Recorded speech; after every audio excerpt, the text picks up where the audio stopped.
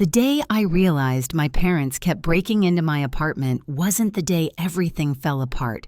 It was the day I understood just how far they were willing to go. I'd come home to lights I never turned on food. I never cooked blankets shaped by bodies that weren't mine. Every corner whispered that I wasn't living alone at all. People think family crosses lines out of love. But what if crossing lines becomes the only way they know how to hold you? Because the moment I finally disappeared, that's when the real story began. I wasn't always this cautious. There was a time I believed boundaries were simple. You draw a line, people respect it. But in my family, a line was just something to step over. Maybe that's why at 29 I still flinched when my phone lit up with my mother's name, or when my father's voice slipped into that soft, guilt-laced tone he used whenever he wanted something quietly surrendered. Growing up, privacy was a fantasy I watched other kids enjoy. My bedroom door might as well have been made of glass. Mom Evelyn walked in whenever she pleased, sometimes humming, sometimes silent, always searching. She'd pick up notebooks, skim pages, ask questions masked as concern. "You hide too much," she'd say, though she never stopped to consider why I felt the need to hide at all. Dad Thomas never interfered. He'd shrug, mutter something about keeping the peace, then let her keep going. Meanwhile, my younger sister Liana lived like royalty in a kingdom built from exceptions. Her room was off limits. Her mess was called creativity. Her mistakes were phases. Mine were warnings. Ours was a house with two sets of rules, one lenient, one suffocating, and I grew up knowing exactly which set belonged to me. So when I finally moved out into a one-bedroom apartment overlooking the Denver skyline, I thought I'd crossed some invisible threshold into adulthood. I bought my own dishes, arranged my bookshelf the way I liked, hung soft string lights that made the evenings feel calmer than anything I'd known. I breathed differently there, slower, deeper, as if my lungs finally trusted the air around them. But that peace didn't last long. The first time Mom let herself in, she acted like it was a surprise visit, carrying groceries she never asked if I wanted. She put on an apron she pulled from her purse, and started cooking like she'd been waiting all week for the chance. Dad settled onto my couch, claiming he just wanted to see the view, though his eyes kept drifting to my mail on the counter. I told myself it was a misunderstanding, an overstep she'd correct once I explained. But explaining to my mother had never changed anything before. It didn't now. Then came the smaller violations.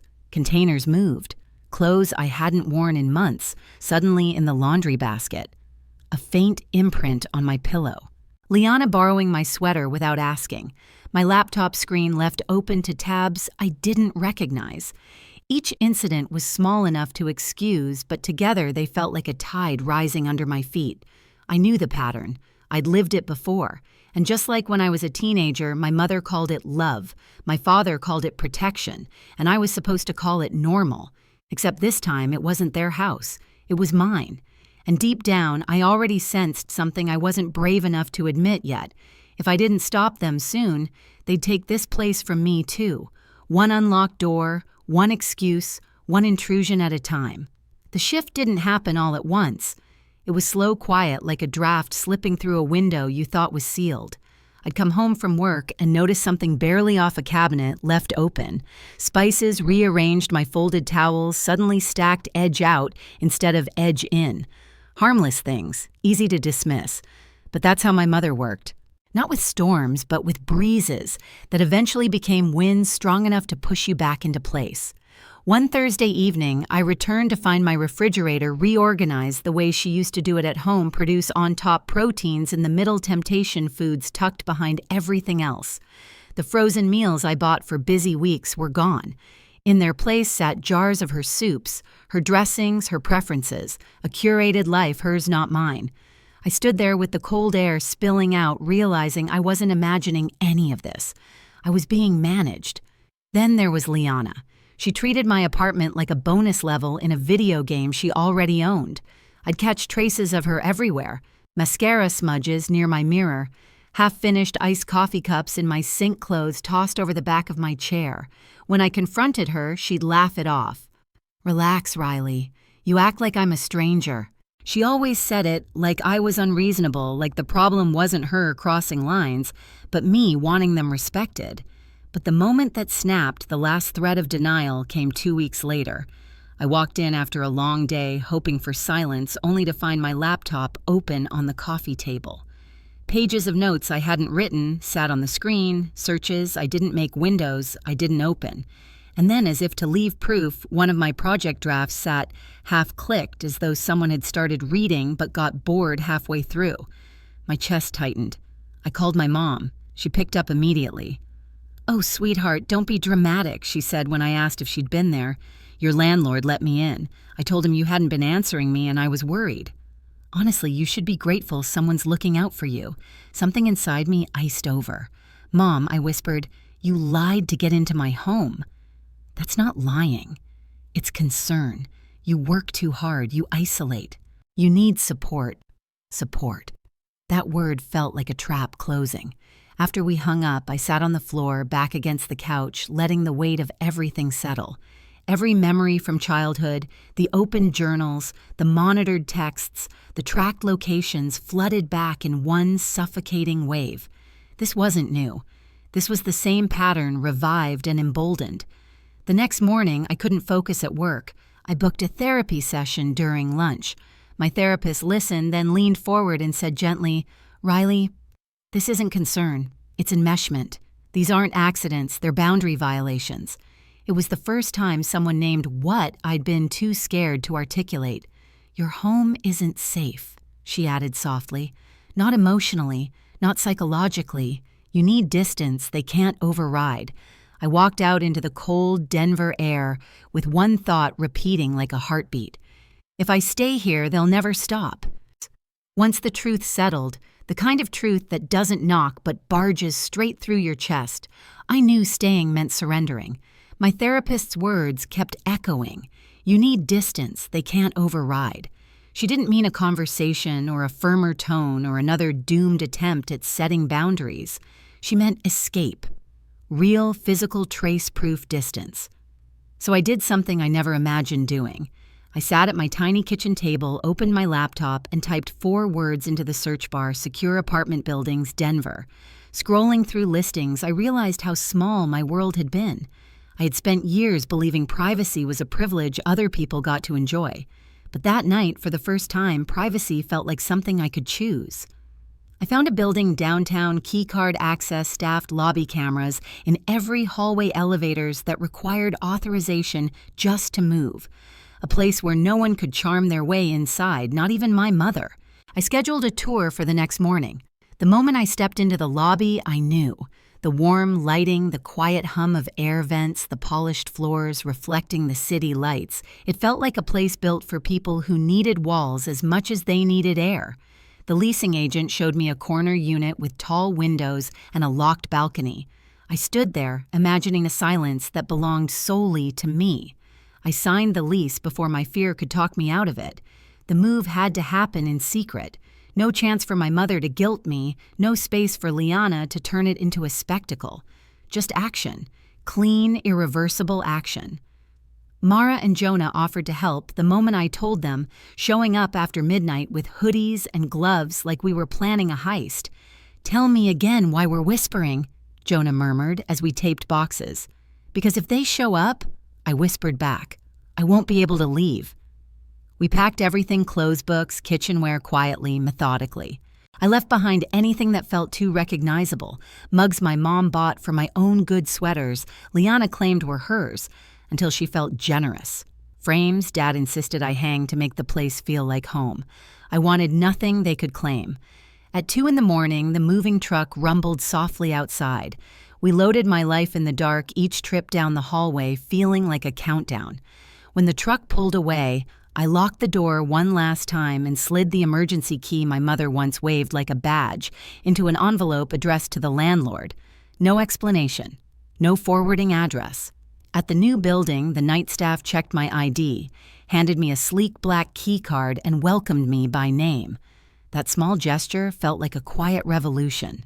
As I stepped into my new apartment, the door clicking shut behind me, one line formed sharply in my mind, so I moved without telling them. Not out of spite, not out of rebellion, but because disappearing was the only way to finally become visible to myself. For the first 3 days in my new apartment, I kept my phone on silent and turned face down.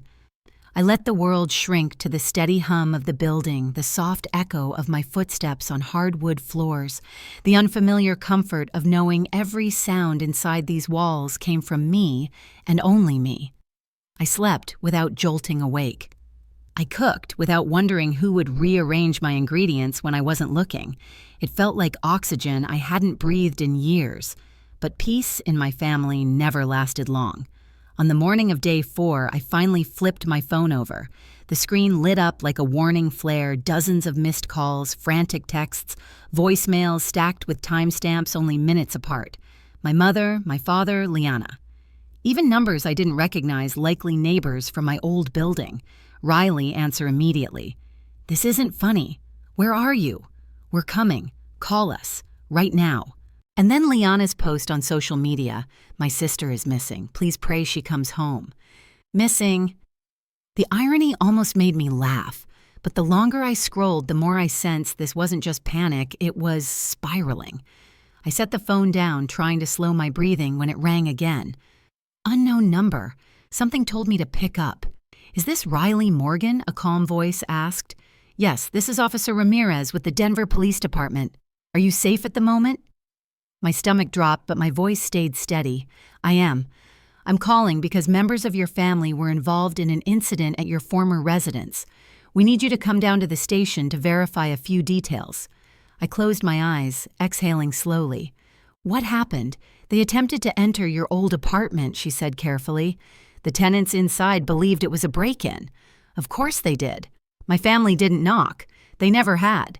"I'll come right away," I said. When I entered the station, the fluorescent lights hummed over rows of chairs, the scent of stale coffee drifting from somewhere behind the front desk. A receptionist directed me to a small conference room, and as I stepped inside the scene, hit me like a slap. My mother sat at the table, mascara smudged, tears streaking her cheeks in uneven lines. My father hovered beside her, jaw-clenched eyes darting toward the doorway as I appeared, and Liana paced in the corner, arms folded, her face blotchy from crying or from being caught. It was hard to tell. The moment my mother saw me, she gasped, standing so abruptly her chair screeched against the floor. "Riley! Oh my God, where have you been? We thought you were dead." Her voice trembled, but beneath the panic I recognized something else. Accusation, as if my disappearance had been a personal attack against her. I didn't move closer. "I'm fine," I said quietly. "You shouldn't have been at my apartment." "That's not your apartment anymore," my father muttered, as if that somehow justified it. Officer Ramirez entered, then calm and steady. "Let's all sit," she said. My mother sniffled dramatically and collapsed back into her chair, clutching tissues like props. I remained standing until the officer motioned me into the seat across from them. "Ms. Morgan," she began, "we need to clarify your whereabouts and well-being because your family reported you missing." "I wasn't missing," I said. "I moved." "You moved." My mother repeated, her voice breaking. "Without telling us, without telling me." Her hurt tone would have gutted me once. Now it sounded like a familiar trap being sprung. "Yes," I answered simply. Liana rolled her eyes. "You're being ridiculous, Riley. If you had just told us, none of this would have happened." Officer Ramirez cleared her throat. "Let's revisit what did happen. According to the tenants and witnesses, your family attempted to force entry into a unit that wasn't theirs." "That's a lie," my mother snapped. "We thought Riley was inside. We were trying to save her." By climbing onto someone's balcony, the officer asked evenly. Liana shifted uncomfortably. I slipped. It wasn't like a break-in. My father rubbed his temple. "We were desperate. Our daughter vanished. What were we supposed to think?" "You're supposed to respect her privacy," the officer said. "She's an adult. Her absence is not a crime." Their silence landed like weight on the table. I inhaled. "I moved because you wouldn't stop entering my home." My mother's head whipped toward me. "We only went inside to help you. You lied to my landlord," I reminded her. "You told him I was unstable, so he'd let you in." She flinched at the word lied, but recovered quickly. "I was worried. You read my things. You reorganized my home. You gave Liana a key." Liana scoffed. "Oh, please. You act like I stole something. You stole my space," I said. "My safe place." Officer Ramirez folded her hands. "Ms. Morgan, would you like to formally document these boundary concerns?" my mother gasped. "Document. She's our daughter." "And you're trespassers," the officer replied calmly, intentional or not. The words hit my family harder than anything I'd said. My father leaned forward. "Riley, come on. We made mistakes, but involving the police—" "You involved them," I said gently, "not me. And let them face the police." The line from my thumbnail, the line that defined everything, settled over the room like a truth none of them could escape. My mother's lips trembled. "I can't believe you do this to us." I met her eyes. "I didn't do anything to you. I just stopped letting you do things to me." Silence. Heavy. Necessary. Officer Ramirez slid a form across the table. "Given the circumstances, I recommend a written boundary agreement. It's not a restraining order, but it documents expectations moving forward." My mother stared at it like it was a death sentence. I kept my voice steady. "Here are my terms, 3 simple lines. You will not come to my new home. We only meet in public places. You do not access my personal belongings accounts or mail ever." My father frowned. "That's extreme." "No," I said softly. "It's adulthood." For a moment, no one moved. Then slowly, with the reluctance of people, realizing the world no longer bends for them, my parents signed. Liana signed last, eyebrows, tight jaw set, understanding finally dawning in her expression. When the paper slid back to me, the signature shimmering slightly in the overhead light, something inside my chest untangled, something that had been twisted for years. My mother whispered, "I miss when you needed us." I gathered the papers calmly.